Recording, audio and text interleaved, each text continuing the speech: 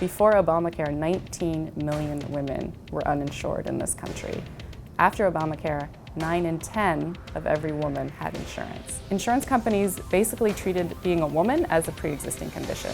Obamacare got rid of that altogether. In the individual insurance market before Obamacare, an insurance company would say that you had a pre-existing condition that it could include if you were pregnant, if you'd had a cesarean delivery, if you're a survivor of domestic violence or rape. Those are all actual reasons that insurance companies told women, we're not going to offer you coverage.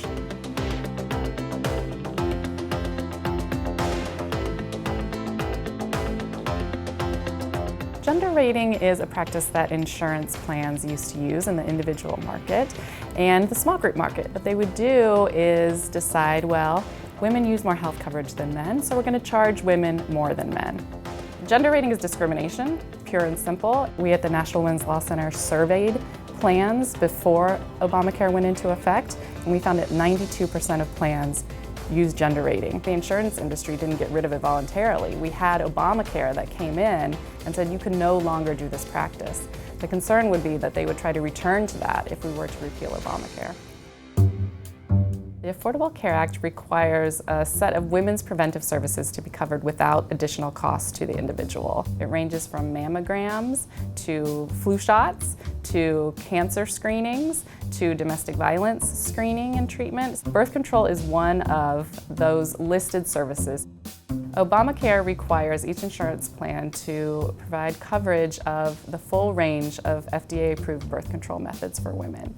And that has saved women over $1.4 billion on the pill alone in just 1 year. Birth control prevents pregnancy, but it also prevents other health conditions, all of which are covered under this law. It is a life-saving, life-changing benefit for women.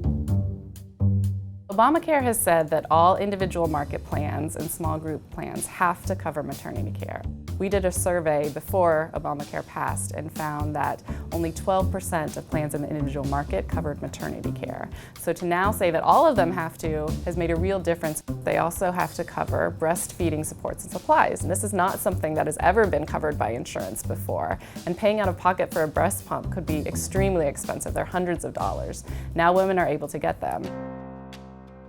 So it's really changed the entire landscape, and I think that we're still seeing the benefits of that played out in the last few years. Whether you're a Trump supporter or you're a Clinton supporter, I think that you'll find there's much in this law that you support. You may not realize that you're getting your preventive service without cost sharing because of Obamacare. You may not realize that the reason you're able to access that maternity care is because of Obamacare. But if that were to go away, you would realize it very quickly. We're going to get rid of Obamacare. We have to repeal and replace Obamacare. We're going to get rid of it. No one knows what President-elect Trump means when he says he's going to repeal and replace Obamacare. There have not been specific policy proposals laid out. He has wavered a little bit and started talking about keeping some of the most popular provisions. So not only are there legal challenges to deal with, there's also a political cost to try and take this away from people.